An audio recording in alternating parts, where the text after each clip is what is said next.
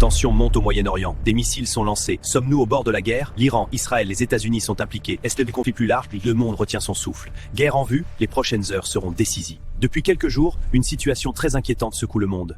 Des tensions très fortes opposent l'Iran, Israël et les États-Unis. Beaucoup de personnes se demandent, sommes-nous au début d'une guerre plus grande? Ce qui s'est passé. Tout a commencé par une série de frappes aériennes visant des responsables importants en Iran. Ces attaques ont provoqué une réaction immédiate du gouvernement. L'Iran a lancé des missiles et des drones contre plusieurs cibles dans la région. En réponse, Israël et les États-Unis ont conduit de nouvelles frappes contre des bases militaires et des installations stratégiques.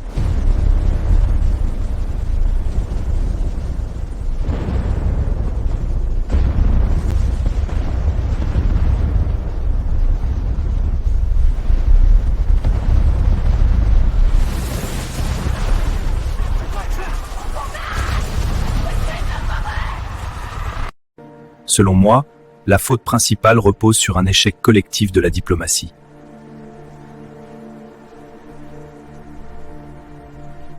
L'Iran porte la responsabilité de son intransigeance sur le nucléaire et de son soutien à des groupes armés qui ont escaladé les violences.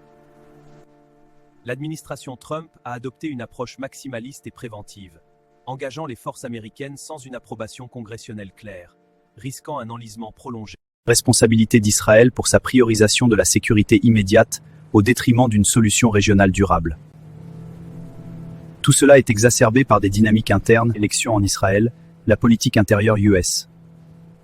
Ultimement, c'est une tragédie évitable si les négociations avaient abouti, mais l'absence de confiance mutuelle a mené à cette des conséquences humaines et économiques dévastatrices pour tous.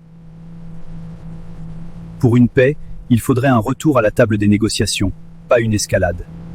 Les objectifs déclarés par les États-Unis et Israël sont de détruire les MIF et d'empêcher l'acquisition d'une arme nucléaire, et certains discours, notamment de Trump et Netanyahou, visent un changement de régime.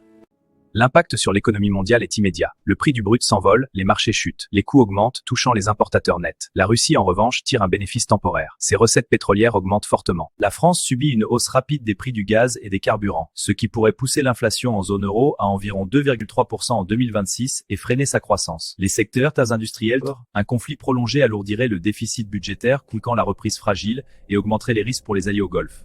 Les dépenses pour protéger les ménages s'ajouteraient aux tensions géopolitiques et militaires.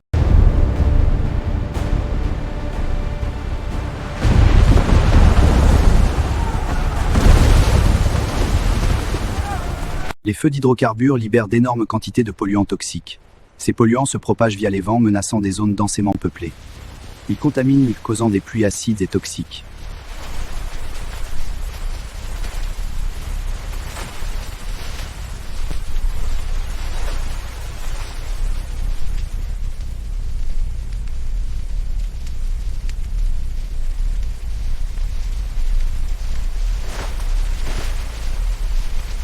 Le Liban est à nouveau touché par des frappes israéliennes, provoquant des évacuations massives. Le détroit d'Ormuz est perturbé, affectant déjà les prix mondiaux du pétrole. Le bilan humain est très variable, avec des milliers de morts et des centaines de blessés. Aussi? Oui, et des militaires. Le détroit d'Ormuz. Poutine se régale, la guerre booste les prix du pétrole, la Russie vend plus cher son brut et finance mieux l'Ukraine. En résumé, c'est très cynique, mais pas entièrement faux.